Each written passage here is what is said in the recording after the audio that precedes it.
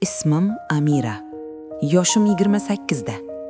Bugun sizga aytadigan hikoyam oddiy rashk yoki oilaviy janjal emas. Bu ishonchning sindirilishi, do'stlikning sotilishi, ayol qalbining yer bilan yakson bo'lishi haqida. Men baxtliman deb o'ylardim. Erim bor edi va eng yaqin dugonam. Men ularni hayotimdagi ikki tayanchim deb bilardim. Ammo bilmasdimki, aynan ular meni eng qattiq yiqitadigan odamlar ekan. Eng yaqin dugonam sirlarim guvohi edi. U dugonamni maktabdan beri bilardim. Birga kulganmiz, birga yig'laganmiz. Sirlarimni aytganman. Erim bilan bo'lgan eng nozik gaplarimni ham unga ishonib aytganman. Amira, ering seni yaxshi ko'radi derdi u. Senga havas qilaman derdi u. Men esa ishonardim. Erim bilan kichik kelishmovchilik bo'lsa, dugonamga qo'ng'iroq qilardim. U meni tinchlantirardi. Yoki shunday ko'rinardi. Ajralish 3-odam bilan boshlandi. Keyin hammasi sekin-sekin o'zgara boshladi. Erim sovuqlashdi. Uyga kech kela boshladi.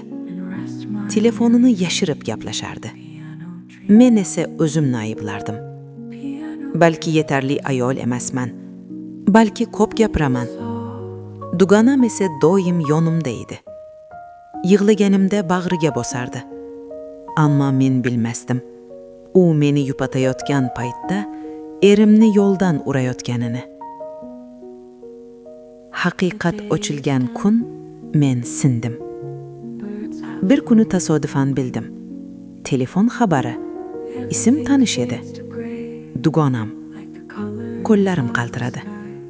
Yuragim to'xtab qolgandek bo'ldi. Hamma narsa oshkor bo'ldi.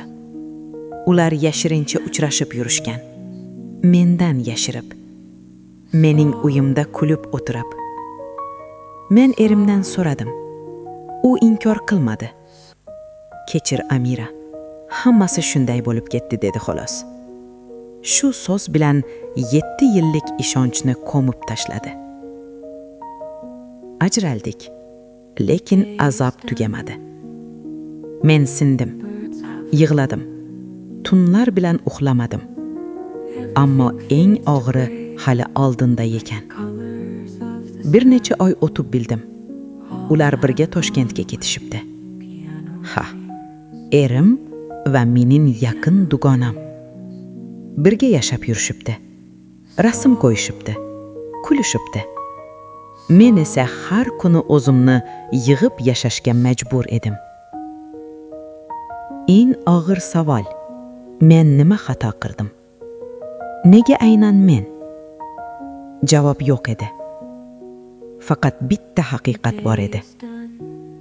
Men ishonib xato qilganman. Eng yaqin dugonamga, eng yaqin insonimga. Bugun men boshqachaman. Ko'zimdan yosh oson chiqmaydi. Ishonchni ham oson bermayman. Lekin bilasizmi? Men yutqazmadim. Ular xiyonat bilan boshlangan hayotni yashayapti. Men esa o'zimni qayta topyapman. Va bilaman, xiyonat ustiga qurilgan baxt baribir qulaydi.